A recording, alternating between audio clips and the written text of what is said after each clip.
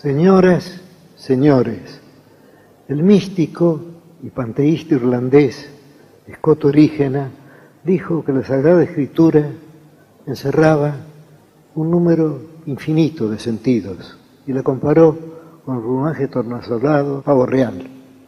Y siglos después, un cabalista español dijo que Dios había escrito la Escritura para cada uno de los hombres de Israel, que por consiguiente había tantas Biblias como lectores de la Biblia, lo cual puede admitirse si pensamos que Dios fue autor de la obra, de la Torá, de la ley y del destino de cada uno de los lectores.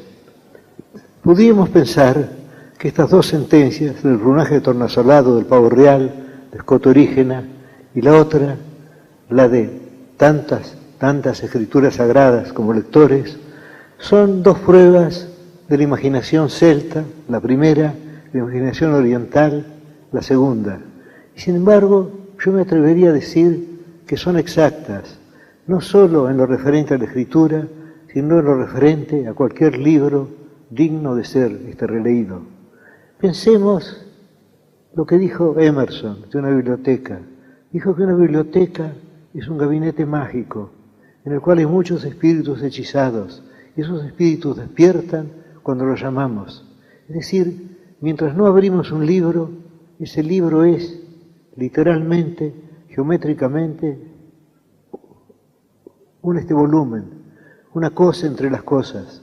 Pero cuando lo abrimos, cuando el libro encuentra a su lector, entonces ocurre el hecho estético. Si no, el libro es una cosa muerta. Todas estas consideraciones pueden parecer evidentes. Podemos agregar además que para el mismo lector, el mismo libro cambia, ya que cambiamos, ya que somos, para volver a mi cita predilecta, el río de Heráclito. Heráclito dijo: el hombre de ayer no es el hombre de hoy, y el de hoy no será el de mañana.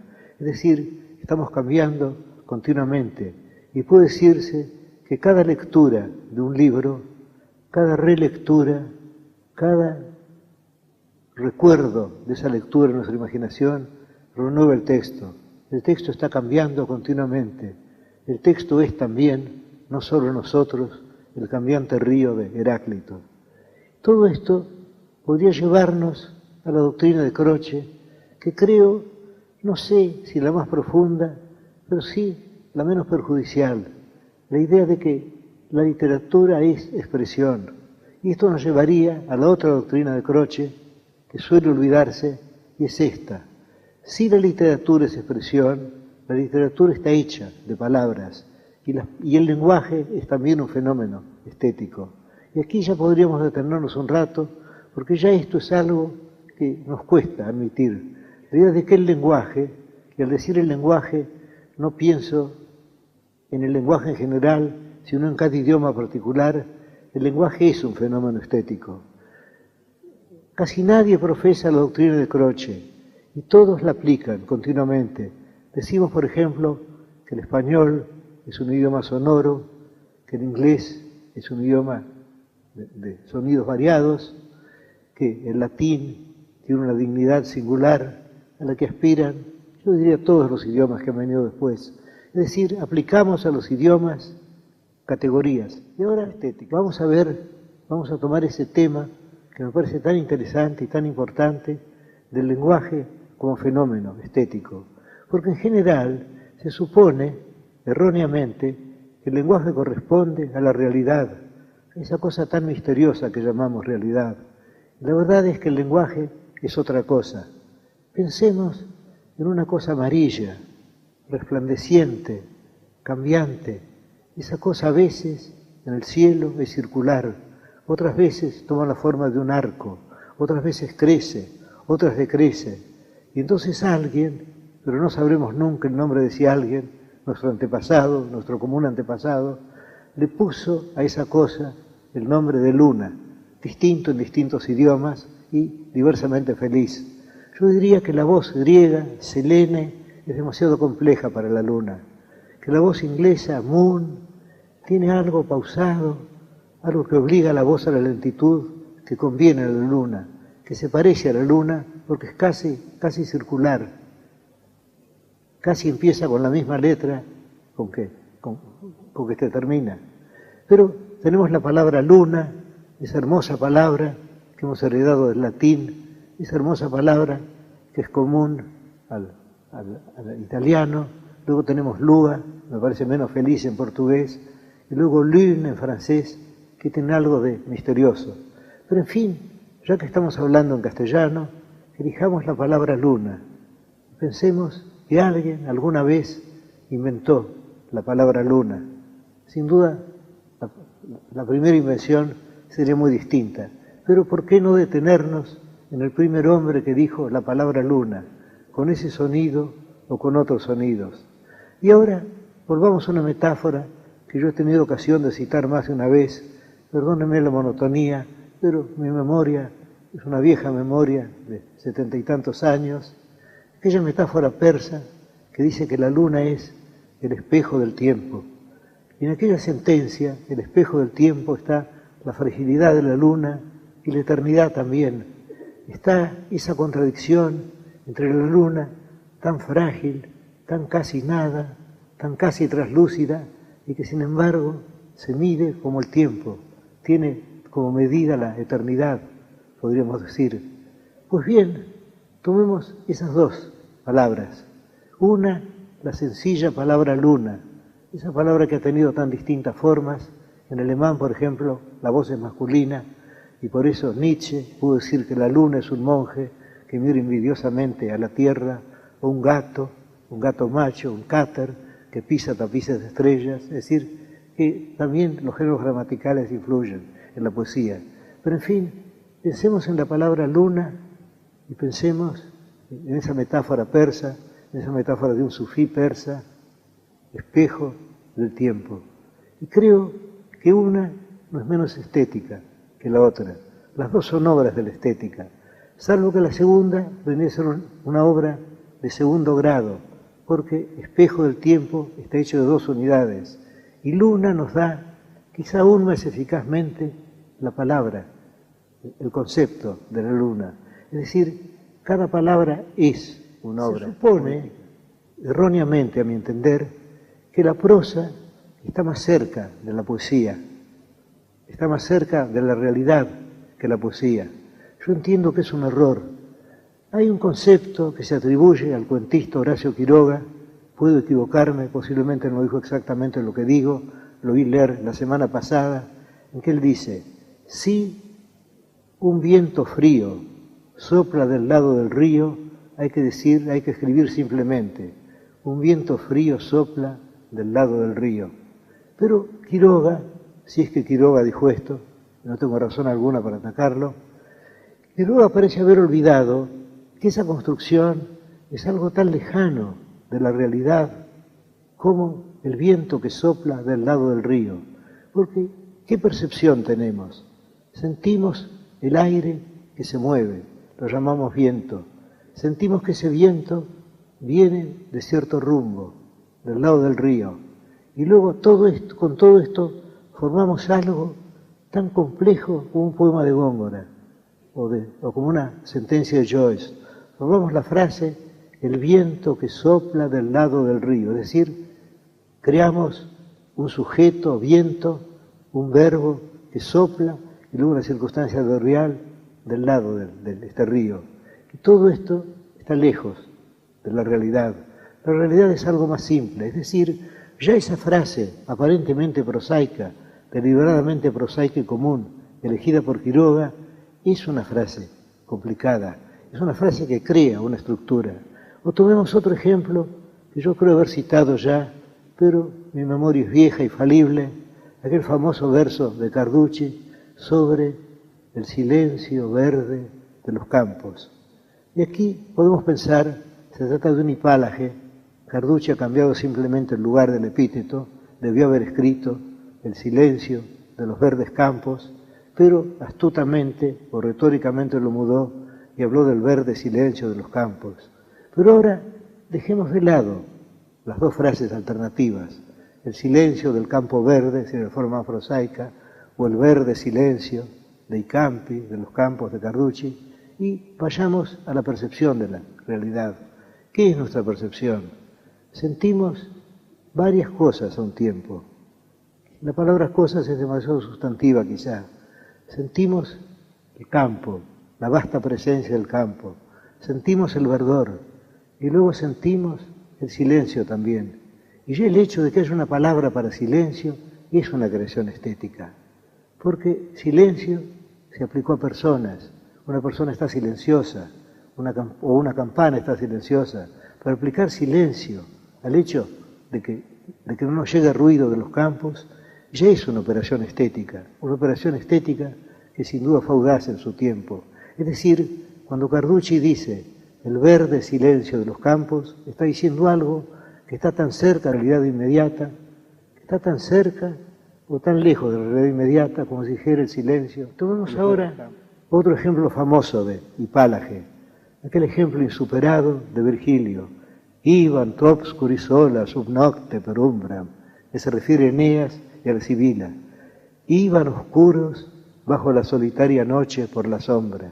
Dejemos el per umbram puesto para redondear el verso y tomemos iban oscuros, Eneas y la Sibila, sola sub nocte, bajo la solitaria noche, salvo que la palabra solitaria tiene más fuerza en latín porque viene antes de sub. Luego, iban obscuri sola sub nocte, iban oscuros bajo la solitaria noche. Y podríamos pensar, aquí también se ha cambiado el lugar de las palabras. Se ha cambiado el lugar de las palabras porque la natural hubiera sido decir, iban solitarios bajo la oscura noche. Y sin embargo, tratemos de recrear esa imagen. Pensemos en Eneas y en la Sibila y veremos que está tan cerca de nuestra imagen decir iban oscuros bajo la solitaria noche como decir iban solos bajo la oscura noche. Es decir, el lenguaje es una creación estética. Creo que no hay duda alguna de ello. Y una prueba de ello es que cuando estudiamos un idioma, es decir, cuando estamos obligados a ver las palabras de cerca, las sentimos como hermosas o no. Es como cuando uno estudia un idioma, uno ve las palabras como si uno las viera con lupa. Uno piensa esta palabra es fea, esta palabra es linda, esta palabra es pesada, y eso no ocurre con las palabras de nuestro idioma, porque las palabras están como arrastradas por este discurso. Bueno, pues tendríamos esta sencilla aseveración. El hecho señalado por Croce, con el cual no quiero discutir, con el cual estoy de acuerdo ahora, de que la poesía es expresión. Y el hecho de que si la poesía es expresión, si un verso es expresión, cada una de las partes de que el verso está hecho, cada una de las palabras es expresivo, a sí mismo. Y esto ya nos lleva a un concepto del verso. Hemos partido de lugares comunes. Ustedes dirán que de algo muy trillado, de algo que todos saben, pero no sé si lo sabemos. Creo que lo sentimos como sabido porque es cierto. El hecho de que la poesía no son los libros en la biblioteca, no son los libros encerrados en el gabinete mágico de Emerson. La poesía es el encuentro del lector con el libro, la lectura del libro, el descubrimiento del libro. Y también hay otra experiencia estética, que es el momento, muy extraño también, en el cual el poeta concibe la obra, en el cual va descubriendo o inventando la obra. Porque según se sabe en latín, las palabras inventar y descubrir son sinónimas. Todo esto está de acuerdo con la doctrina platónica. Es decir, cuando aquello que dijo Platón, de que inventar, de que descubrir es recordar, y a lo cual Francis Bacon agregó que ignorar es haber olvidado. Es decir, ya todo está, pero tenemos que verlo. Cuando yo escribo algo, yo tengo la sensación de que todo eso preexiste. Yo parto de un concepto general. Yo sé más o menos el principio y el fin. Y luego voy descubriendo las partes intermedias. Pero no tengo la sensación de inventarlas. No tengo la sensación de que dependen de mi arbitrio. Las cosas son así. Son así, pero están escondidas. Y mi deber de poeta. Por eso, creo que Bradley dijo que uno de los efectos de la poesía debe ser el darnos la sensación no de encontrar algo nuevo, sino de recordar algo olvidado. Cuando leemos un buen poema, pensamos que también nosotros hubiéramos podido escribirlo. Ese poema preexistía entre nosotros. Y esto nos lleva, ya que todo esto corresponde a la doctrina de la reminiscencia platónica, esto nos lleva a la definición platónica de la poesía, esa cosa liviana, alada y sagrada. Puede decirse que como definición es falible, ya que esa cosa liviana, alada y sagrada podría ser quizá la música, más que la poesía, salvo que la poesía es una forma de música, o podría ser un ángel, un espíritu. Pero Platón ha hecho algo muy superior a definir la poesía. Nos ha dado un ejemplo de poesía, ya que esa frase, ¿por qué? Esa frase se cita siempre. ¿Y por qué se cita siempre? Se cita porque todos sentimos que la poesía es una cosa liviana, alada y sagrada, o simplemente porque podemos no estar de acuerdo con la definición. Podemos pensar que es una definición demasiado vaga, pero la frase liviana, alada y sagrada es un hermoso ejemplo de poesía, y por eso la citamos. Bueno, llegaríamos pues a esta conclusión provisoria, todo es provisorio, yo no tengo por qué pontificar sobre la poesía, ustedes repensarán lo que yo he dicho, o ustedes quizá ahora estén contradiciendo lo que yo digo, pero creo que podemos llegar a la idea de que la poesía es la experiencia estética, y ya con esto habremos efectuado una suerte de revolución en la enseñanza de la poesía. Yo he sido profesor de literatura inglesa, en la Facultad de Filosofía y Letras de la Universidad de Buenos Aires, y he tratado de prescindir en lo posible, porque estamos en una época histórica, y yo mismo estoy sujeto a mis necesidades históricas.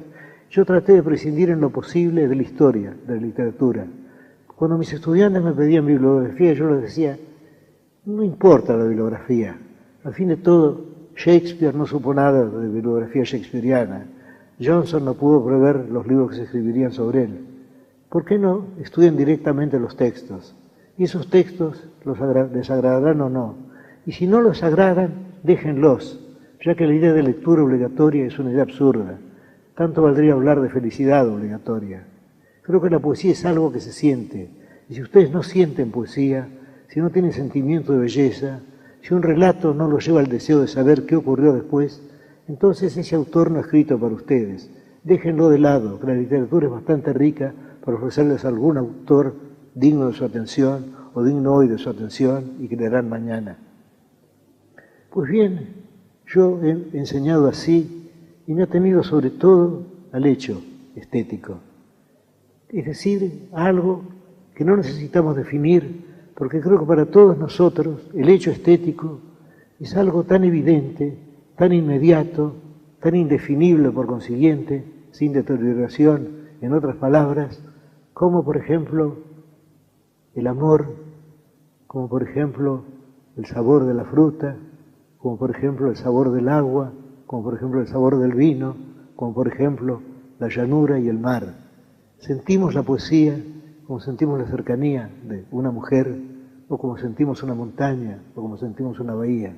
Y creo que ya que lo sentimos inmediatamente, ¿a qué definirlo en otras palabras? Si esas palabras serán más débiles que nuestros sentimientos. Es verdad que hay personas que sienten escasamente la poesía. Generalmente se dedican a enseñarla, entonces. Yo creo sentir la poesía y creo haberlo enseñado. Es decir, no he enseñado el amor de tal texto, de tal otro. He enseñado a mis estudiantes a que quieran la literatura, a que vean la literatura como una forma de la felicidad. Soy casi incapaz de pensamiento abstracto. Ustedes han visto cómo estoy apoyándome continuamente en citas y en recuerdos. Por eso creo que mejor que hablar abstractamente de poesía, que eso es demasiado fácil, hablar con palabras abstractas es una forma del tedio o de la haraganería. Creo que podríamos hacer algo. Podríamos tomar dos textos, y esos dos textos serán en castellano, y examinarlos. Elijo dos textos muy conocidos, porque ya he dicho que mi memoria es falible, y prefiero un texto que ya está, que ya preexiste en la memoria de ustedes. Y vamos a considerar aquel famoso soneto de Quevedo, que ustedes ya están recordando, escrito a la memoria de don Pedro Telle Girón, duque de Osuna. Voy a tratar de repetirlo lentamente y después volveremos a él verso por verso. Creo que corre más o menos así. Faltar pudo su patria al grande Osuna, pero no a su defensa sus hazañas. Diéronle muerte y cárcel las Españas, de que en él hizo esclava la fortuna. Lograron sus envidias una a una, con las propias naciones las extrañas. Su tumba son de Flandres las campañas, y su epitafio la sangrienta luna. En sus exequias encendió el Vesubio Parténope, y Trinacrio el Mongibelo. El llanto militar creció en diluvio, dióle el mejor lugar Marte en su cielo. La Mosa, el Rin, el Tajo y el Danubio murmuran con dolor su desconsuelo. Y ahora que lo he recordado, vamos a estudiarlo. Bueno, pues lo primero que yo observo en este soneto es que se trata más bien de un alegato judicial. El poeta quiere defender la memoria del duque de Osuna, que según él dice en otro poema, murió en prisión y muerto estuvo preso. Se trata pues de un alegato. El poeta dice que España debe grandes servicios militares al duque de Osuna y que le ha pagado con la cárcel. Ahora, desde luego esto, como argumento dirigido a nuestra razón, carece de todo valor, ya que no hay razón alguna para que un héroe no sea culpable y para que un héroe no sea castigado. Sin embargo, faltar pudo su patria al grande Osuna, pero no a su defensa, sus hazañas. Diéronle muerte y cárcel a las Españas, de que no hizo esclava la fortuna. Es un argumento demagógico. Ahora, sigamos con el soneto. Conste que yo no estoy hablando ni a favor ni en contra del soneto. Estoy tratando de analizarlo honestamente. Lloraron sus envidias una a una, con las propias naciones las extrañas. Estos dos versos no tienen mayor resonancia poética. Fueron puestos por la necesidad de elaborar un soneto. Y además la necesidad de la rima. Quevedo seguía la difícil forma del soneto italiano, que exige 4 rimas.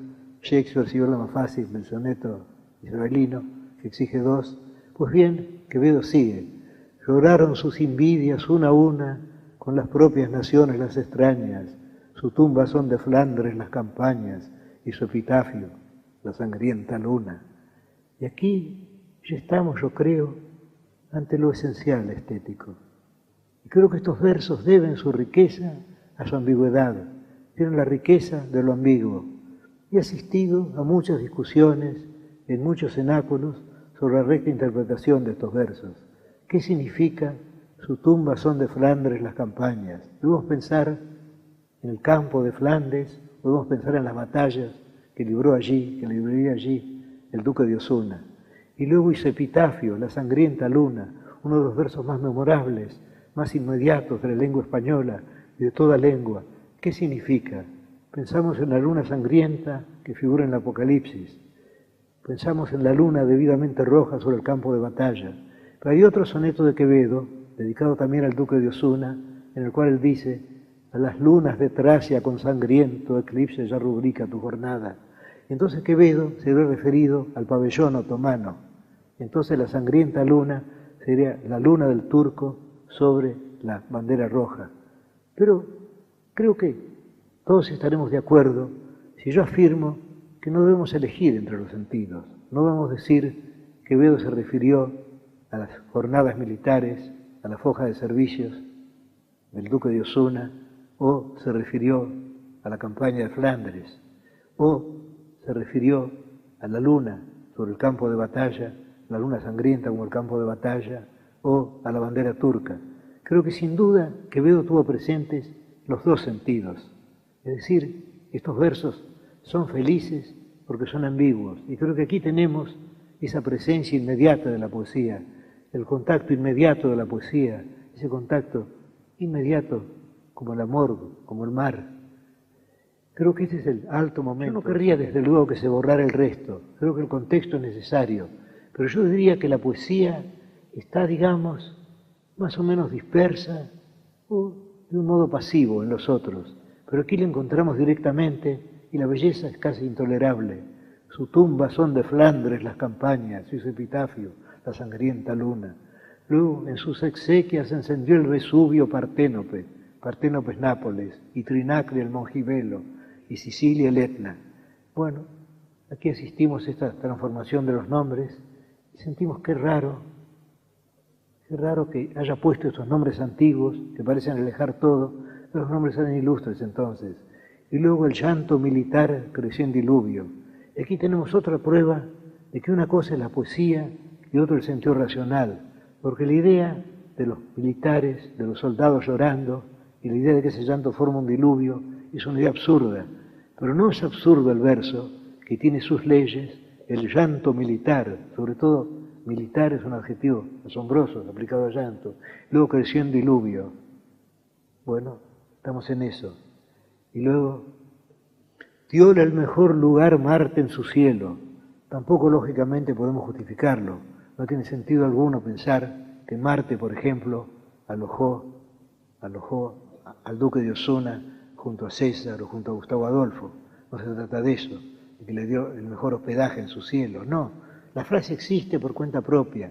Creo que esa es la piedra de toque de la poesía, que la frase exista más allá del sentido que le damos. Dióle el mejor lugar Marte en su cielo, y luego la Mosa, el Rin, el Tajo y el Danubio murmuran con dolor su desconsuelo. Yo diría que estos versos, que me han impresionado durante años, son sin embargo esencialmente falsos.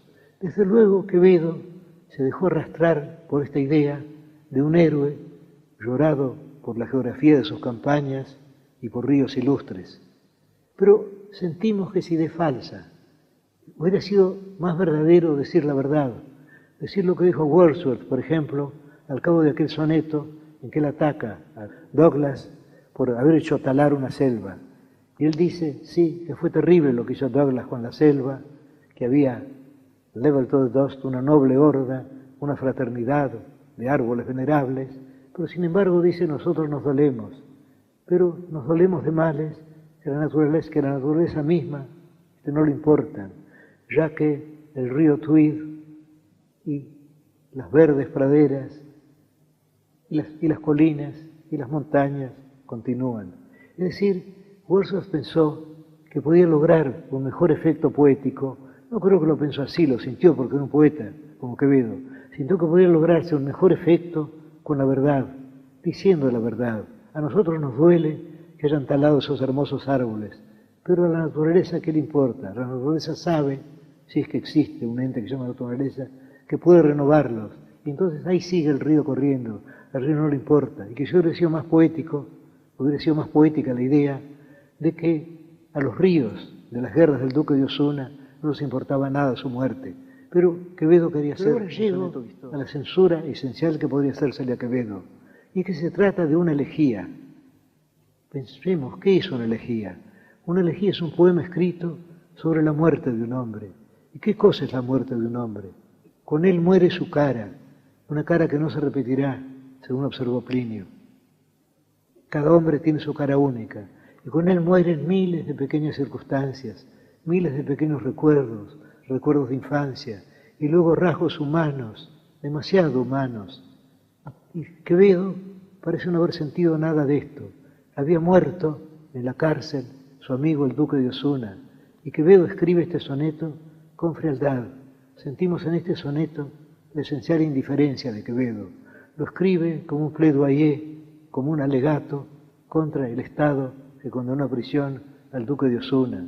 Pero sentimos que no lo quiere Quevedo, que no lo quiere Osuna, o en todo caso no hace que lo queramos nosotros. Sin embargo, el soneto es uno de los grandes sonetos de nuestra lengua, y ahora quiero pasar a otro de nuestro poeta argentino, Enrique Banch. Desde luego, sería absurdo decir que Banch es mejor poeta que Quevedo. Además, ¿qué significan estas comparaciones? Todas las cosas son incomparables, pero podemos considerar este soneto de Banch y ver en qué reside su agrado. Hospitalario y fiel en su reflejo, donde hacer apariencia se acostumbra, el material vivir está el espejo, como un claro de luna en la penumbra. Pompa le den las noches la flotante que le dé la lámpara, y tristeza a la rosa, que en el vaso agonizante también en él inclina la cabeza. Se hace doble el dolor, también repite las cosas que me son jardín del alma, y acaso espere que algún día habite en la ilusión de su azulada calma, el huésped, con H mayúscula, el huésped que le deje reflejadas frentes juntas y manos enlazadas. Ahora, este soneto es muy curioso, porque cada vez que yo me refiero a él, digo el soneto del espejo, pero sin embargo el espejo no es el protagonista del soneto. Hay un protagonista secreto que nos es revelado al fin. Es decir, ante todo tenemos el tema que es tan poético, el espejo que duplica la apariencia de las cosas, donde hacer apariencia se acostumbra al material vivir. Y aquí podemos recordar a Plotino. Quisieron hacer un retrato de Plotino. Plotino se negó. Él dijo, yo mismo soy una sombra del arquetipo de Plotino, del arquetipo del hombre que hay en los cielos. Es decir, yo mismo soy una sombra. ¿Para qué hacer una sombra de esta sombra? ¿Qué es el arte? Pensaba él, sino una apariencia de segundo grado. Si el hombre es deleznable, ¿por qué ha de ser venerable? ¿Por qué ha de ser adorable una imagen del hombre? Pues bien, eso lo sintió Banch, sintió la fantasmidad del espejo. Y realmente es terrible que haya espejos. Yo siempre he sentido el terror de los espejos. Creo que Poe lo sintió también. Hay un trabajo de Poe, no de los más conocidos suyos, sobre este decorado de las habitaciones. Y una de las condiciones que pone es que los espejos estén situados de modo que una persona sentada no se refleje. Esto significa que él sentía el temor de su imagen en el espejo. Y esto lo vemos en su cuento William Wilson, sobre el doble. Y en el relato de Arthur Gordon Pym, al que volveré después, hay una tribu antártica hay un hombre de esa tribu que ve por primera vez un espejo y cae horrorizado. Es decir, nos hemos acostumbrado a los espejos, pero hay algo terrible en esta duplicación visual. Volvamos al soneto de Banch. Hospitalario, y ya le da un rasgo humano que es un lugar común, pero sin embargo nunca hemos pensado que los espejos son hospitalarios. Los espejos están recibiendo todo y recibiendo todo en silencio, con una suerte de amable resignación. Hospitalario y fiel en su reflejo, donde hacer apariencia se acostumbra, el material vivir, está el espejo, como un claro de luna en la penumbra. Y vemos al espejo también luminoso, y además lo compara con algo intangible, como la luna, es decir, sigue sintiendo lo mágico y lo extraño del espejo, como un claro de luna en la penumbra. Luego, pompa le den las noches la flotante claridad de la lámpara, la flotante claridad, es decir, quiere que las cosas no sean definidas, todo tiene que ser impreciso, como el espejo en la penumbra, porque sentimos que todo ocurre en la penumbra, tiene que ocurrir en la tarde o en la noche. Y luego, además se habla de la flotante claridad de la lámpara y tristeza, la rosa que en el vaso agonizante, también en él, inclina la cabeza. Tenemos ahora, para que todo no sea demasiado vago, una rosa, una precisa de rosa.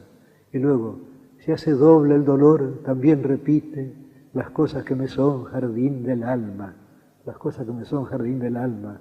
¿Y acaso espera que algún día habite en la ilusión de su azulada calma el huésped que le deje reflejadas frentes juntas y manos enlazadas? Y aquí llegamos al tema del soneto.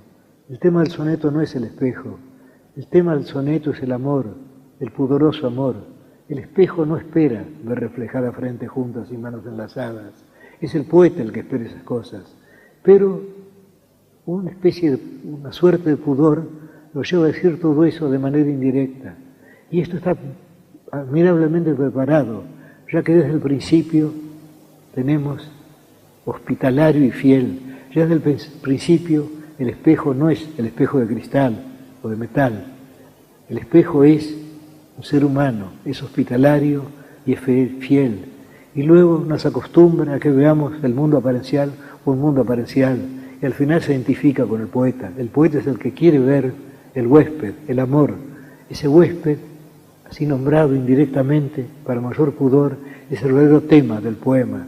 El huésped que le deje reflejadas, frentes juntas y manos enlazadas. He dicho, creo que este análisis puede ser justo, pero hay una diferencia esencial con el soneto de Quevedo. Y es que creo que en el soneto de Quevedo sentimos la inmediata, la vívida presencia de la poesía en aquellos dos versos. Su tumba son de Flandres las campañas y su epitafio la sangrienta luna. No hay dos versos iguales en Banch. En Banch la poesía está como diluida, está como dispersa en el espejo, pero esto es parte del pudor de Banch y parte del pudor de su poesía de otra época. Pues bien, he hablado hace un momento de los idiomas y de lo injusto que es comparar un idioma con otro. Pero creo que hay un argumento que es suficiente.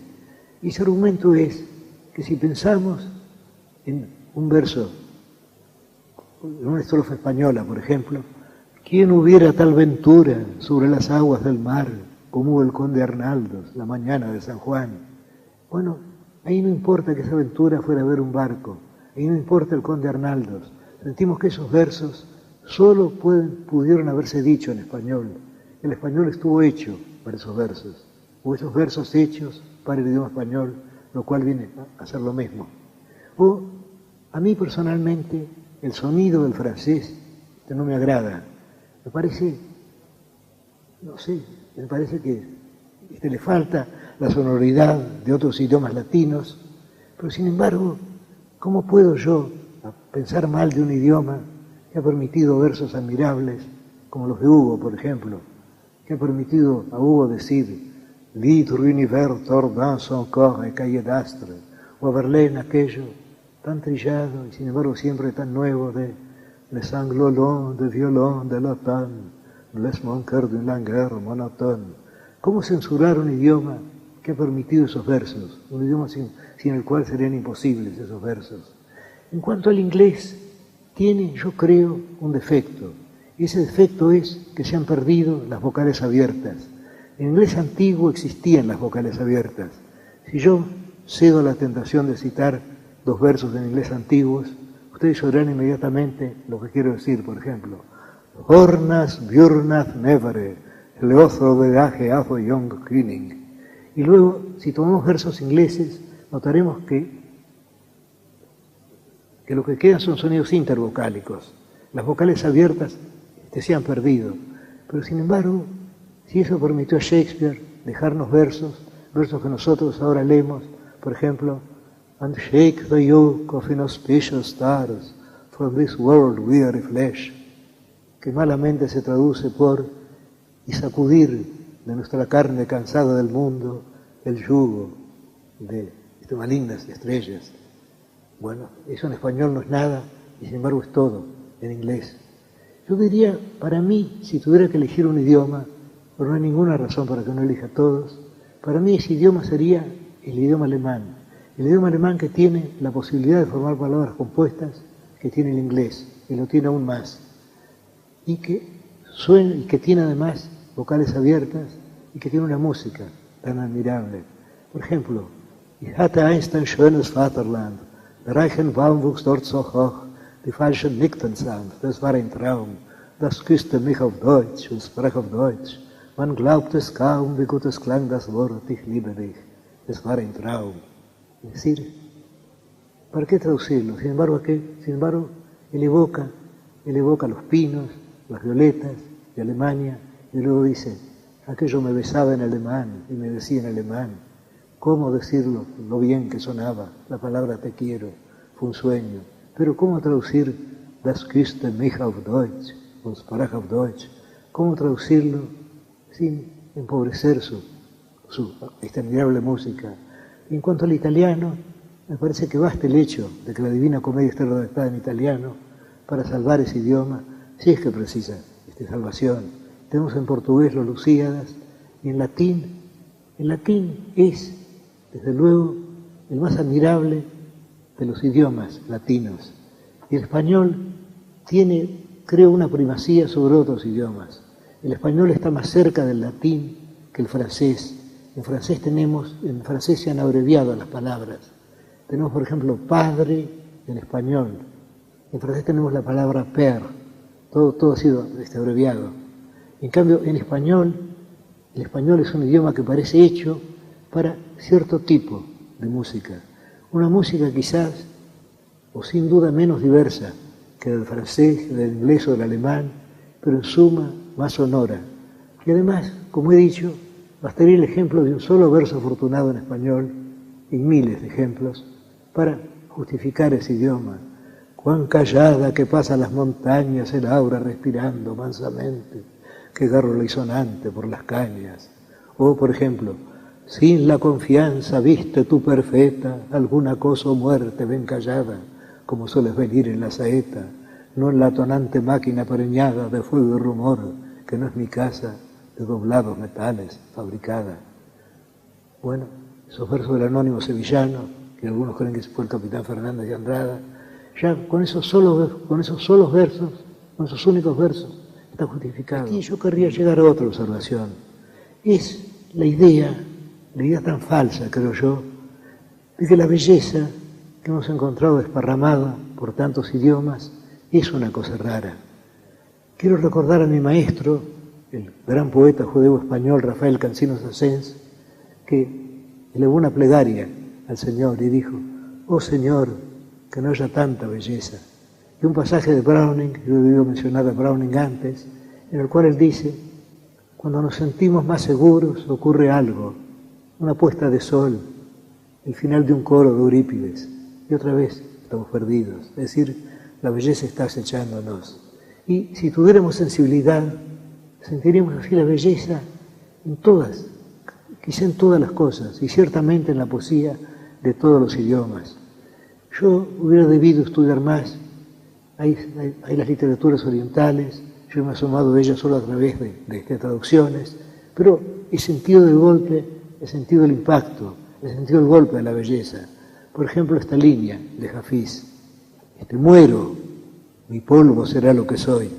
Y aquí tenemos toda la doctrina de transmigración, es decir, mi polvo será lo que soy, renaceré otra vez en otro ciclo seré Hafiz, el poeta. Y todo esto dado en unas pocas palabras que yo las he leído en inglés, pero no pueden ser muy distintas del persa. My dust shall be what I am, mi polvo será lo que soy. Es demasiado sencillo para haber sido cambiado. Y ahora veamos, digamos, lo que puede haber de heterodoxo, esto es lo que yo he dicho, ya que creo que es un error estudiar la literatura históricamente, aunque quizá para nosotros, para mí incluso, no puede ser estudiada de otro modo. Pero eso nos lleva a curiosas supersticiones. Hay un libro de un hombre que fue para mí, y aquí soy un heterodoxo otra vez, un excelente poeta y un mal crítico, Marcelino Menéndez y Pelayo, que se titula Las 100 mejores poesías castellanas. Encontramos ahí moza tan fermosa, non vi en la frontera, como esa vaquera de la Finojosa.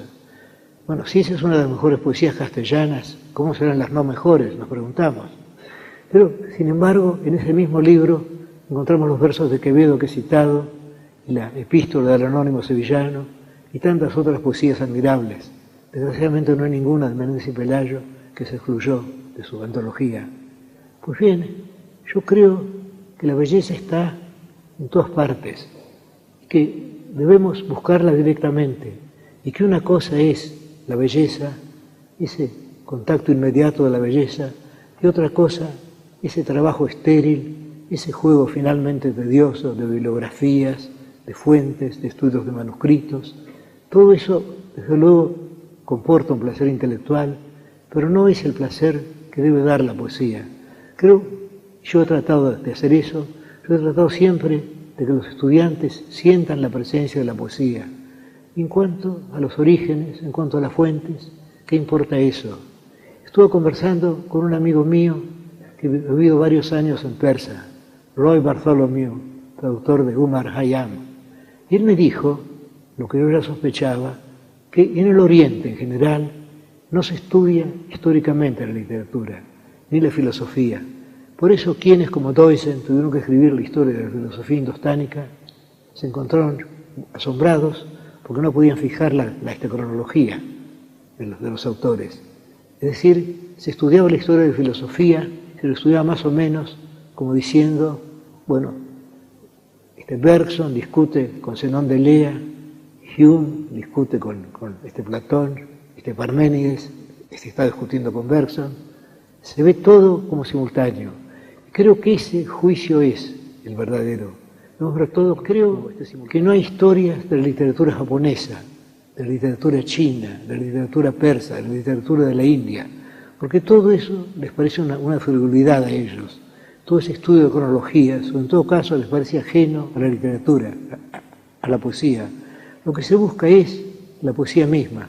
Y creo que nosotros podemos sentir la poesía inmediatamente. Y que luego el hecho de saber si esa poesía es antigua, si es contemporánea, si se escribió esta mañana, si se escribió hace 2000 años, es aleatorio. He citado versos de Virgilio. Esos versos de Virgilio eran admirables, escritos esta mañana. Voy a concluir citando 3 plegarias, que creo que son las plegarias que los marineros fenicios rezaban cuando estaba a punto de hundirse la nave. Y en ese momento los marineros fenicios, estamos en el siglo I de nuestra era, decían una de estas 3 plegarias. Una de ellas es: Madre de Cartago, devuelvo el remo. Madre de Cartago, la madre de Cartago es la ciudad de Tiro, donde procedía Dido. Y luego devuelvo el remo. Y aquí tenemos algo extraordinario. Tenemos el hecho del fenicio que solo concibe la vida como remero, como navegante. Él ha cumplido su vida y luego él devuelve el remo para que otros sigan remando. Ese destino continúa infinitamente. Y luego hay que es más patético aún, me parece. Duermo, luego vuelvo a remar. Es decir, el hombre no concibe otro destino.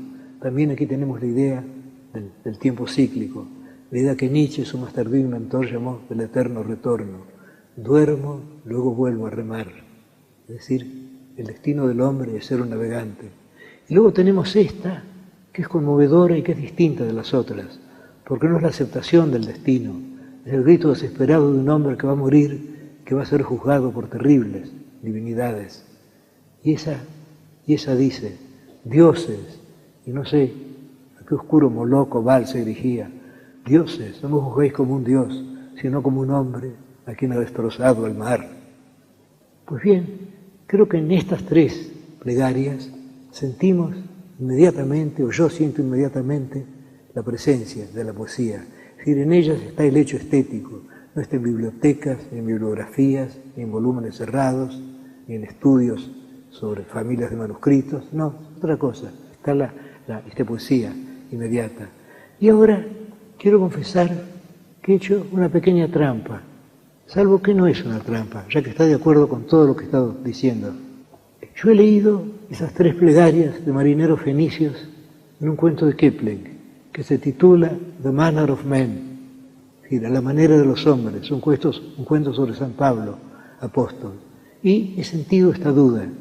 Esas plegarias de marineros fenicios son auténticas, como malamente se diría, o han sido compuestas por Kipling, que era un gran poeta y que era capaz de componerlas. Y luego me he preguntado eso, y luego he sentido vergüenza de mi pregunta, porque ¿qué importancia puede tener?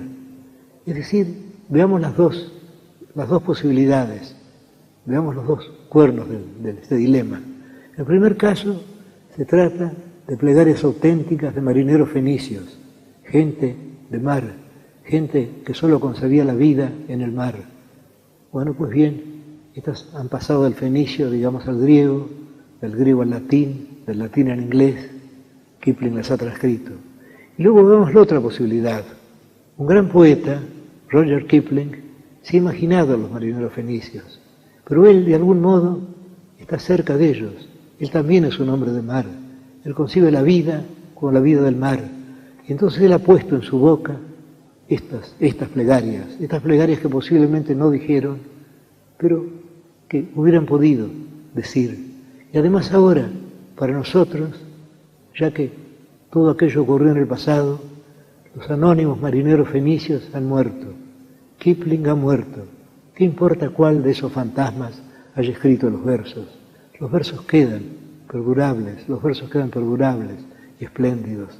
Y ahora quería citar una curiosa metáfora de un poeta hindú, que no sé si puedo apreciar del todo, que dice: el Himalaya, esas altas montañas del Himalaya, cuyas cumbres son, como ha dicho Kipling, las rodillas de otras montañas. El Himalaya es la risa de Shiva. Es decir, él se imagina esas altas montañas como la risa de un Dios terrible. ¿Es esto una bella metáfora o no? En todo caso es asombrosa, en todo caso lo he sentido la belleza, y yo tengo para mí que la belleza es una sensación física, es algo que sentimos con todo el cuerpo, no es el resultado de un juicio, no llegamos por medio de reglas a ella, sentimos la belleza o no la sentimos. Y ahora voy a concluir con un alto verso de aquel poeta que en el siglo XVII tomó el nombre extrañamente poético de Angelus Silesius, Ángel Silesio, y que vienen a ser el resumen de todo lo que he dicho ahora, salvo que no dicho en palabras balbuceantes como las mías, no dicho por medio de razonamientos o de simulacros de razonamientos, sino dicho por un poeta. Esos versos son, los diré primero en español y luego en alemán para que los oigan ustedes. La rosa es sin porqué, florece porque florece. Die Rose ist don warum, sie blühet, weil sie blühet. Muchas gracias.